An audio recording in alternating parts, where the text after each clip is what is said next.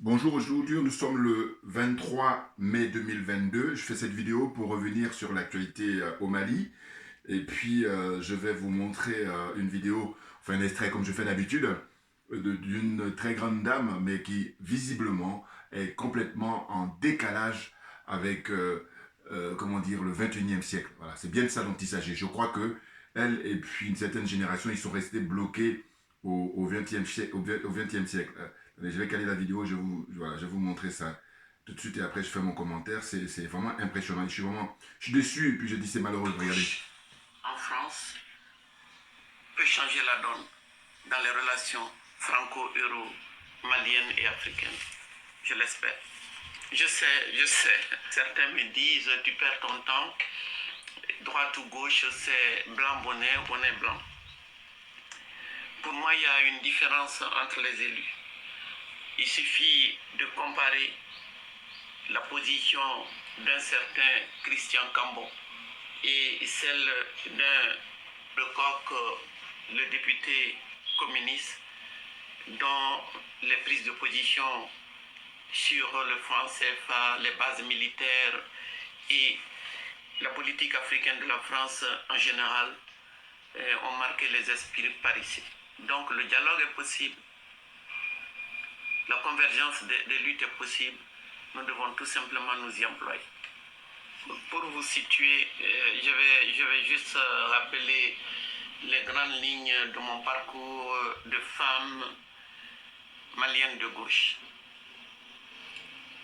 Je fais partie de la jeunesse de l'Union soudanaise RDA, qui était de gauche, panafricaine et de gauche. J'ai été l'élève de l'Ibaïdi. Les Sénégalais savent de qui je parle. J'ai cheminé avec Samir Amin. Donc il n'est pas question de désespérer de nous-mêmes. Il n'est surtout pas question de baisser les bras. Il est tout simplement temps de déconstruire les idées reçues sur l'Afrique et surtout le récit mensonger sur l'intervention militaire de la France au Mali. Mais ça ne sera pas de tout repos. Ça ne sera pas de tout repos parce que nombreux sont les sujets sur lesquels nous ne sommes pas d'accord. La confrontation des idées qui a eu lieu entre les composantes de la gauche avant qu'ils ne s'entendent sur la manière d'avancer ensemble s'impose. La nouvelle Union populaire écologique et sociale est de ce fait une fenêtre de tir. Que faut-il rectifier? Le récit commence par on est là-bas à la demande du Mali. On insiste souvent sur à la demande du Mali. C'est à rectifier. François Hollande a été courageux. On a fait le job. On a empêché la prise de Bamako par Al-Qaïda. Une junte illégitime parce qu'enfant de 2 coups d'État ne veut plus de nous, préfère les mercenaires russes de Wagner à Barkhane. Telles sont les grandes lignes du récit. Et ce qui fait l'intérêt et la force de cette nouvelle union populaire écologique et sociale, c'est parce que dans son libellé et dans son projet, elle porte sur des questions essentielles, existentielles pour nous au Sahel et en Afrique. Il est question des peuples. Nous, au niveau du Forum pour un autre Mali, nous n'avons pas cessé de plaider pour faire taire les armes au lieu des peuples. Ce qui est important pour nous, c'est de nous saisir de cette occasion pour corriger 2 écueils majeurs dans notre effort de réécriture de cette page sombre et douloureuse de l'histoire de notre pays et des relations franco-euro-maliennes. Ces 2 écueils sont le silence politique sur le capitalisme néolibéral, le silence politique sur le racisme systémique. Tout est lié. C'est pour cette raison qu'il me semble extrêmement difficile de parler du panafricanisme du 21e siècle sans prendre en compte ce système. Malheureusement, c'est ce système qui séduit les élites. Elles y croient. Ben, je vais m'arrêter là. Je vais m'arrêter là, voyez-vous. En l'émergence, Et comme d'autres. je suis impressionné par le décalage qu'il y a. Cette dame que j'aime beaucoup, que je respecte beaucoup. Mais je me dis, mais comment ça se fait qu'elle ne réalise pas que là, elle a accordé beaucoup de crédit à la gauche et elle continue à y croire. Je suis impressionné. Alors, bonjour à tous. Djoubian, c'est mon surnom sur le net. Je suis spécialiste de la France de manière accessoire. Et puis, je me définis comme étant un panafricain très convaincu. En réalité, c'est d'Aminata Traoré dont il s'agit. Et je l'ai rencontré à Paris il y a quelques années, hein, facilement 10 ans au moins, si ce n'est pas plus, 10-15 ans, voilà, voilà. Et j'ai eu l'occasion d'échanger avec elle, et c'est une femme très chaleureuse, très humaine. Mais là, je suis déçu parce que je me dis, malgré toutes les années qui sont passées, alors qu'elle a rédigé hein, des livres, elle a rédigé des bouquins de bonne facture, hein, très très bien analysés et tout, et là, finalement, quand je l'écoute comme ça, dans cette vidéo-là, et puis d'autres qu'elle a pu faire, mais je n'ai pas regardé les autres, j'ai regardé que celle-là.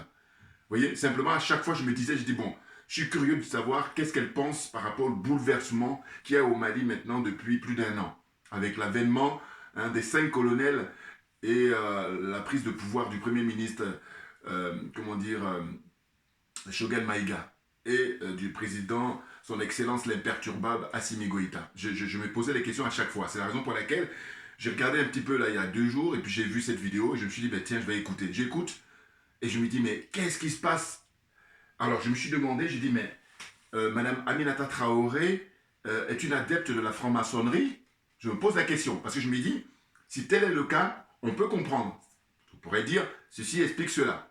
Mais si elle n'est pas une adepte de la franc-maçonnerie, ou je ne sais quelle autre obédience, mais je dis, mais là, c'est encore beaucoup plus grave.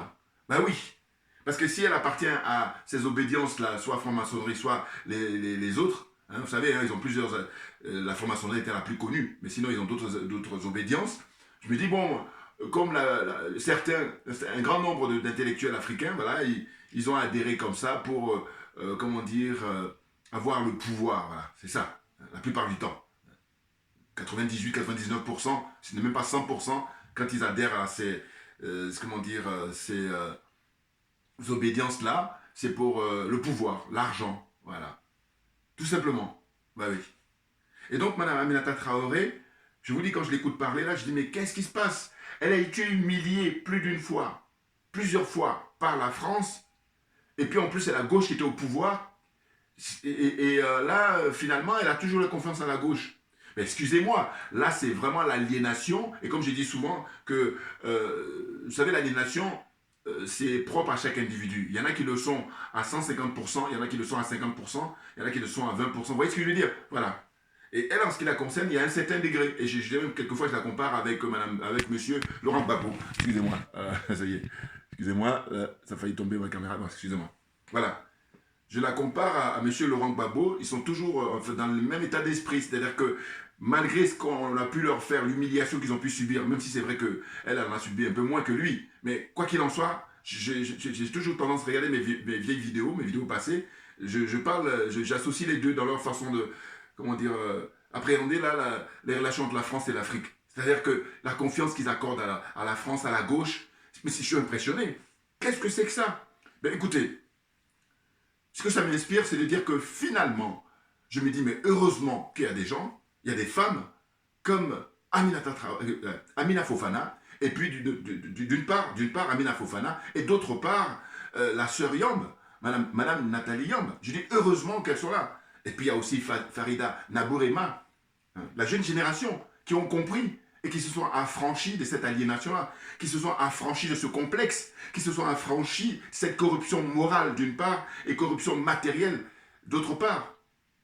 L'humiliation qu'elle a subie, c'est quoi? C'est, par exemple, en 2013, elle demande un visa auprès de l'ambassade d'Allemagne à Bamako pour aller à Berlin.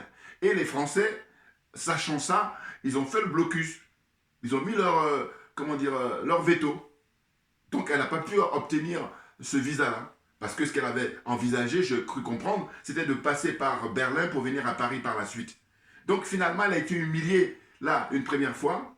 Et puis quelques temps après, je ne sais pas, 2-3 ans après, ils ont fini par lui donner un visa. Mais pour moi, c'est très grave. Mais oui, puisqu'elle se revendique être de gauche. Hein, mais finalement, là, il est question de la renaissance africaine, avec tout ce que l'Afrique a pu subir depuis des siècles. Il est question maintenant que les panafricains, les vrais, les authentiques, prennent le pouvoir et puis bouleversent la donne. Changement de paradigme de manière radicale. Gauche-droite, ce n'est pas notre problème. Voilà. On va réfléchir pour adapter la situation par rapport aux Africains. Ça, c'est ce qui est à faire et non pas rester dans le vieux chemin, là, ce que j'appelle. Pour ça, je dis qu'elle est bloquée, comme beaucoup, au XXe siècle. Qu'est-ce que c'est que ces histoires de gauche-droite? Elle fait des vidéos là avec M. Mélenchon derrière elle, hein, alors que je dis que de toute la classe politique française, c'est le plus gros démagogue. Et quand je dis démagogue, je suis gentil, hein, parce que je peux prononcer un mot beaucoup plus fort, mais là, je vais m'arrêter à démagogue, hein, qui a volé en fait le nom de M. Asselineau, le nom de son parti, l'Union Populaire, il a volé ça, et puis là maintenant ils l'ont adapté pour, en mettant un nouveau Union Populaire, avec l'association des écologistes et puis des socialistes, n'importe quoi, ils n'ont même pas honte.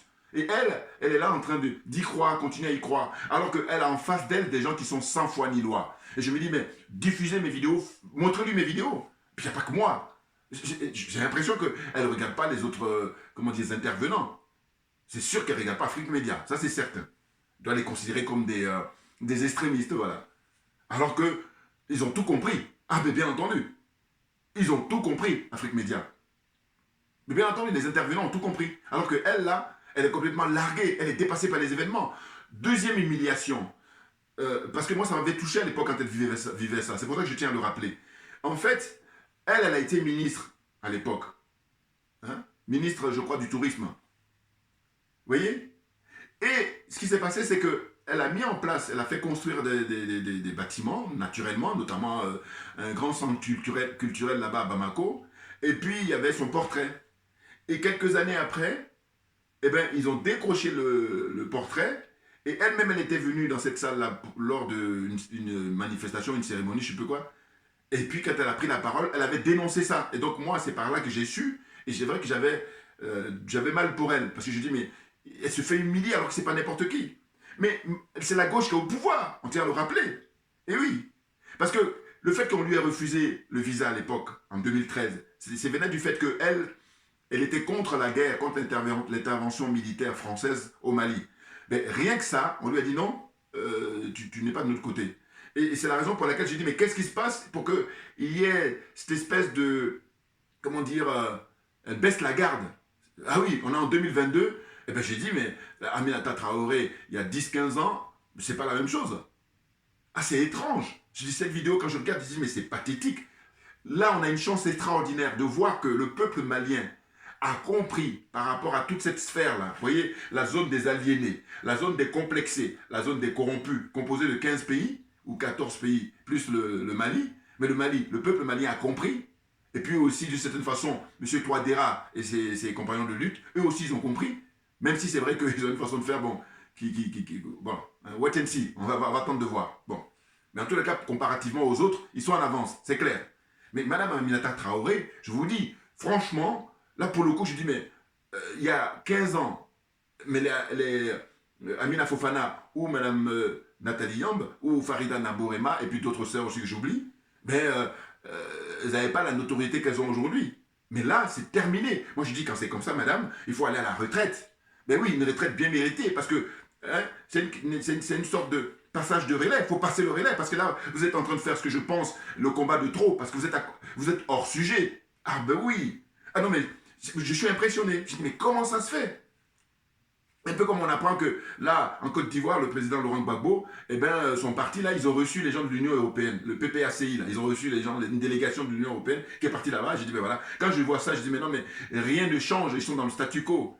Ah, mais c'est dingue. Mais laissez la place dans ce cas-là à la jeune génération. Parce que, écoutez, on va faire le rappel hein, par rapport à la célèbre phrase de Frantz Fanon, qui dit quoi? Qui disait que chaque génération doit, dans une relative opacité, soit trahir sa mission ou l'accomplir. Bon, ben vous, on va estimer que il y a quelques temps, vous avez fait ce que vous avez pu. Bon, mais maintenant, laissez la place, parce que là, finalement, alors même que vous êtes originaire du Mali, alors que vous êtes une patriote malienne, mais on ne comprend rien. C'est pour ça que j'ai dit, je me pose la question de savoir, est-ce que vous êtes franc-maçonne ou pas? Est-ce que vous êtes une adepte comment dire, de cette mouvance, de cette secte, hein? Je me pose des questions. Et quoi qu'il en soit, vous avez tout faux. C'est impressionnant. Ah non, mais c'est dingue, hein? Donc là, rappel, petite note que j'ai pris rapidement. En fait, Madame Aminata Traoré, c'est une ancienne ministre, voilà, de la culture, du tourisme au Mali. Elle a été humiliée, voilà ce que je disais, c'est ça, hein, problème de visa, et ensuite le portail qu'on a décroché, voilà, elle est venue faire son discours pour dénoncer ça, et puis la ministre qui était à l'époque, là, une jeune, beaucoup plus jeune qu'elle, était gênée, et tout ça. Mais je dis, mais qu'est-ce que c'est que c'est? Ça, c'est la France qui commande tout ça, évidemment, parce que je vous dis, eux, ils ont ce don-là d'humilier les Africains en permanence, voilà. Et heureusement que ça ne tient pas qu'à eux. Mais autrement, je sais qu'on est parti pour l'éternité. Hein. Ça, il faut bien le savoir. C'est clair. Et moi, je vous parle en tant qu'accessoirement spécialiste de la France. S'il vous plaît. S'il vous plaît. Vous comprenez? Mais c'est dingue. Elle est en train de pleurnicher. Je suis désolé. Elle a parcelé ma vidéo. Parce qu'à un moment donné, moi, en plus, je dis, j'ai beaucoup d'estime pour elle. Mais sauf qu'elle est en train de s'égarer, là. À croire à des gens qui sont sans foi ni loi. Mais la gauche était au pouvoir. C'est la gauche qui est intervenue là-bas.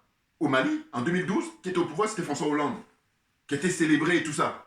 Et ce qui est drôle chez eux, quand je dis drôle, entre guillemets, c'est qu'en fait, quand ils arrivent au Mali en 2012, ils disent, voilà, il y a des familles et tout qui étaient tellement contents, et l'accueil sortit les drapeaux. On a les images, c'est vrai. Mais quand quelques temps après, les Maliens leur disent, ben, le bilan, et comme on a vu que le bilan, il est négatif, on dit, dégagez, dépêchez-vous à dégager, et dégagez pour de bon. Parce que, en fait, il y a beaucoup trop de patience. J'enchaîne. Là, une très bonne nouvelle est tombée il y a quelques jours. C'était la sortie, en fait, du Mali, du G5 Sahel. Mais en fait, il faut dire G6, voire même G7. Parce qu'il y a des contributeurs, notamment les pays du Golfe, là, qui doivent participer aussi, et puis l'Union européenne. Vous voyez? Donc quand on dit G5, là aussi pareil, je dis qu'on insulte l'intelligence des Africains. Et moi, comme je refuse qu'on insulte mon intelligence, c'est la raison pour laquelle faire ces vidéos, c'est le minimum. Vous comprenez? Donc là, panique à bord, ah ben bien entendu, parce que le Mali, eh ben, les dirigeants maliens actuels, le président, l'imperturbable Assimi Goïta et le premier ministre Choguel Maïga, et le premier ministre et le ministre des Affaires étrangères aussi également, hein, et puis les quatre autres colonels, eh ben, ils sont des gens sérieux. Voilà. Ils prennent les choses en main et petit à petit, ils vont s'affranchir de cette tutelle-là, ils vont s'affranchir de cette servitude volontaire. Vous comprenez? Et on voit les délégations qui défilent là-bas au Mali pour aller faire du lèche-botte, pour aller faire du, comment on appelle ça, rattrapage, alors que c'est peine perdue, c'est terminé. Là, le peuple malien en général, et la jeunesse malienne en particulier, est gonflé à bloc pour soutenir hein, comment dire, les dirigeants actuels du Mali. Et moi, j'ai dit même personnellement, j'ai dit, il ne faut même plus parler de rester 2 ans, parce que vous avez du pain, vous avez, comment dire, du travail. Ah oui, Dieu se le sait. D'abord, en priorité, la question sécuritaire, c'est-à-dire faire de manière à ce que le Mali retrouve son intégrité totale, hein, et que les Maliens, quel que soit l'endroit où ils sont, que ce soit au nord, au sud, à l'est, à l'ouest ou au centre, ils puissent circuler dans tout le Mali, excusez-moi, avec quiétude, tranquillité. C'est absolu. D'ailleurs, c'est la première richesse qu'on ait en tant qu'être humain. Parce qu'autrement, je dis, mais écoutez, vous avez beaucoup d'argent, vous avez tout ce que vous voulez, et puis vous êtes là en train de vivre dans l'angoisse, dans l'anxiété, hein, ça n'a pas de sens. On est d'accord. Vous comprenez? Donc là, on a vu quoi? On a vu aussi la déclaration. Je n'ai pas regardé son interview pour ne rien vous cacher. Simplement, j'ai juste lu rapidement qu'est-ce qu'il a pu dire. C'est Mohamed Bazoum. Bazoum, c'est un Malien. Oui. Oui. Moi, je l'ai appris là en suivant Amina Fofana lors d'une de ses interventions sur Afrique Média. Elle a expliqué que Bazoum, c'était Malien. Voilà. Et comme les Français, ils ont cette expertise-là, ils prennent quelqu'un qui est d'une autre origine, ils le mettent là pour perturber tout le monde. Voilà. Ça, c'est le jeu chez eux. Faut l'avoir compris. Et on l'a compris. Donc, Bazoum a fait une déclaration récemment quand il était interviewé, pour dire quoi? Pour dire que eh ben, le G5 Sahel n'existe plus. Il a fait un aveu. Et en même temps, il a le culot de dire que, parce que c'est ce que j'ai lu, hein, je n'ai pas regardé son interview parce que ça ne m'intéresse pas, que en fait, les dirigeants actuels, c'est-à-dire le président Assimi Goïta et le premier ministre Choguel Maïga, en fait, ils n'avaient pas, comment dire, le succès. Mais, non mais attendez, mais c'est à ce point-là. Non mais il faut arrêter à un moment donné, parce qu'on est à l'heure d'Internet, on est à l'heure des réseaux sociaux, et les mecs qui fonctionnent, moi c'est pour ça que je dis, la plupart de ces gens-là sont restés bloqués au XXe siècle, tout comme les dirigeants français. C'est clair. Hein, même les gens de l'OTAN, là. Voilà.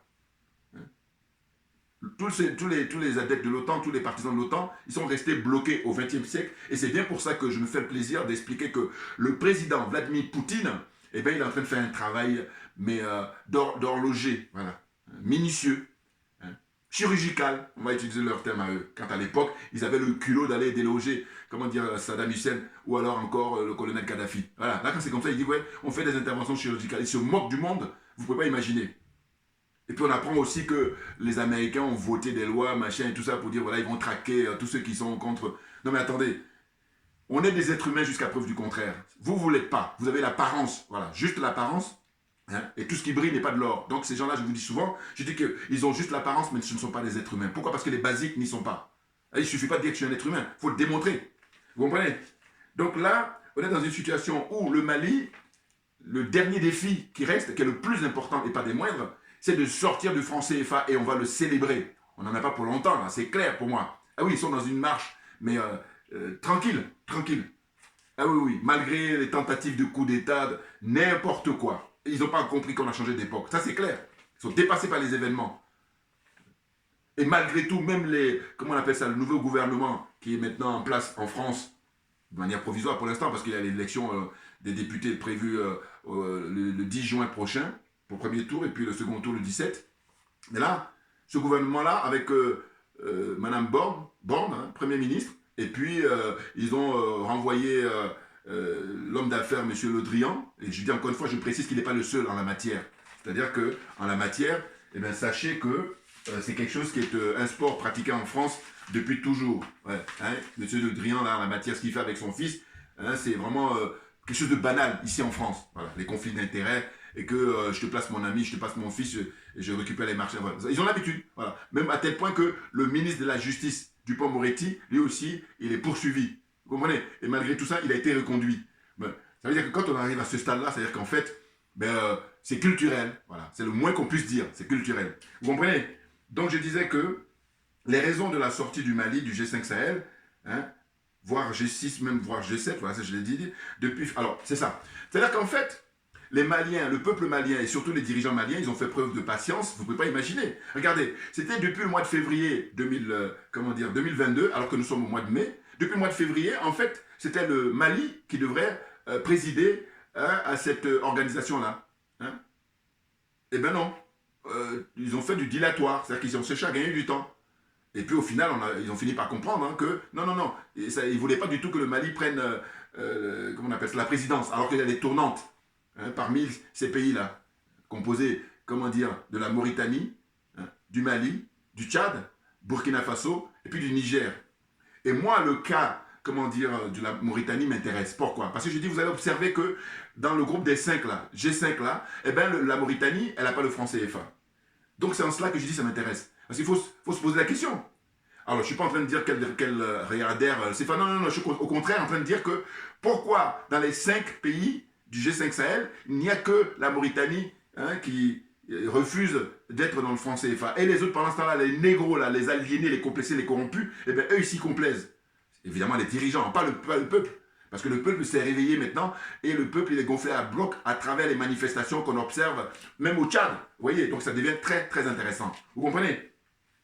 Donc, dans une suite logique, comme les dirigeants maliens sont des gens sérieux, ils ont dit, bon, voilà, maintenant on sort de cette organisation-là, parce que normalement, au lieu de respecter les règles, ils en ont cure. Ils sont sans foi ni loi. Donc les choses sont claires. C'est pour ça que Mme Aminata Fofana, je ne comprends pas, Aminata Traoré, excusez-moi, hein, qu'elle soit complètement à côté, elle est à côté de la plaque, à croire à la gauche.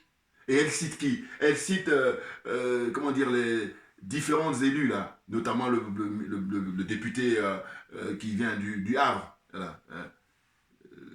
Il se prononce très souvent en faveur de l'Afrique, mais je suis désolé, qu'est-ce qui pèse ce monsieur? Ah ben oui, et là je vous parle en tant que spécialiste accessoirement de la France. Hein. Ben oui, faut être sérieux. Ben oui, non mais attendez, à moi on me la fait pas. Hein. Il pèse quoi? Et je vous dis que le système justement fait exprès, et lui il est là pour jouer. Alors, je vais vous donner comme exemple simple à comprendre, c'est quand vous allez dans un commissariat, on est dans le même scénario. C'est-à-dire qu'en fait, lui, il joue le rôle du gentil qui veut du bien pour l'Afrique, alors que c'est archi faux. Pourquoi? Ben parce que je dis, quelles sont les commissions d'enquête, quelles sont les démarches? Alors là, ils vont me répondre, oui, mais les minoritaires. Mais justement, c'est parce qu'il est minoritaire que tout ça, c'est fait à dessein, c'est fait exprès. Bien entendu. Donc, il faut arrêter ça. En 2022, hein, d'histoire de gauche ou droite, c'est blanc, bonnet. Elle-même, en plus, elle reconnaît en plus dans cette interview-là. Je vais vous envoyer le lien après. Elle dit ouvertement, elle dit oui, c'est vrai qu'on m'a signalé que la gauche et la droite, c'est pareil. Mais elle a dit non, non, non, c'est pas pareil. Mais je dis, mais écoutez, madame, il faut arrêter l'aliénation, il faut arrêter le complexe. Je n'irai pas jusqu'à... Par contre, la corruption morale, oui, pas la corruption matérielle. Je ne crois pas que vous soyez... Vous et M. Babou, vous n'êtes pas à ce niveau-là. Mais par contre, là, il y a la corruption morale, là. Ah ben, bien entendu. Ah oui, c'est caractérisé. Parce qu'on a toutes les preuves que ces gens-là, tout ce qu'ils veulent, c'est que l'Afrique ne s'en sorte pas. Et vous-même, vous avez payé les frais à travers les humiliations. Et là, non, ça ne suffit pas. Vous êtes en train de toujours de dire, oui, la gauche, elle est différente. Mais non, mais ce discours-là, il fallait le tenir en 1980. Ça s'est passé. 90, c'est passé. Mais là, ça passe plus parce que la jeunesse a compris, le peuple africain a tout compris. Donc vous êtes où là? Et c'est là, en fait, c'est l'illustration, comme je dis souvent. Les intellectuels africains, ils font un usage de leur connaissance, de leur savoir de manière caricaturale. Et bien entendu, et c'est de l'abstraction, totale abstraction, parce que dans la réalité, on voit bien que c'est la gauche qui a introduit les militaires là-bas, qui étaient au pouvoir, François Hollande, hein, c'est le parti socialiste, donc c'est la gauche, ils sont là-bas au pouvoir, et ce sont eux qui font rentrer les militaires, alors même qu'à l'époque, voilà, les dirigeants maliens avaient dit, non, nous voulons juste vous donner les moyens techniques, et puis ça nous suffit. Oh, on dit non, non, non, on vient, et donc ils sont rentrés de force. Vous voyez, comme ils ont pour habitude. Donc à un moment donné, je suis surpris, alors que je n'avais même pas prévu de faire au départ une vidéo sur elle, hein, mais simplement depuis quelques semaines, depuis quelques temps, je me demandais, mais je suis curieux de voir quelle est sa position. Et bien la position, on l'a. Voilà. Elle est en croyance, elle est rentrée même en religion, là, pour le coup. Mais bien entendu, c'est malheureux. Et c'est pathétique, son intervention. Je dirais même qu'au fond d'elle, elle n'y croit même plus. Et donc je me dis quoi? Je me dis que ça se trouve, elle est frustrée par rapport à... Parce que je suis curieux aussi de voir quelles sont les relations qu'elle entretient avec Assimi Goïta et puis Choguel Maïga, les dirigeants actuels. Je suis curieux de voir... Envoyez-moi des commentaires pour me dire quelles sont les relations qu'elle entretient avec eux. Parce que je me dis au fond, ça se trouve, ils ne s'occupent pas d'elle, mais parce que je me rappelle aussi, c'est que à l'époque, et je crois que Ibeka l'avait chargé hein, d'organiser une espèce de réconciliation ça, de façade. Hein, et puis je ne sais pas quel moyen dont elle disposait. En fait, c'était juste pour se faire plaisir. Et puis, bon, ça flatte leur ego, parce que alors que c'est... Non mais n'importe quoi, n'importe quoi. Franchement, soutenir la gauche française, alors qu'on sait très bien que tous ces gens-là, même sont pires. Et d'ailleurs, je l'encourage à regarder l'intervention, là pour le coup. Hein, ceux qui la connaissent, diffusez ma vidéo. Et puis, il faut qu'elle regarde l'intervention du grand professeur à l'époque, Cheikh Anta Diop, quand il est allé en conférence au Niger. Ah oui, sa conférence au Niger, mais c'est extraordinaire. Je crois que c'était en 1987, si je ne me trompe pas. Hein? Il faut qu'elle regarde, parce que dans cette intervention-là, justement, hein, eh ben, il a parlé de la gauche. Il a dénoncé l'hypocrisie de la gauche, qui est même pire. Très dangereuse pour nous, les Africains. Et sinon, ça se saurait. Pourquoi on nous dit que les pays ont, soi-disant, eu leur indépendance en 1960, et on est, combien 70, 75 ans après 77 ans après. Enfin, il n'y a rien. C'est même le recul.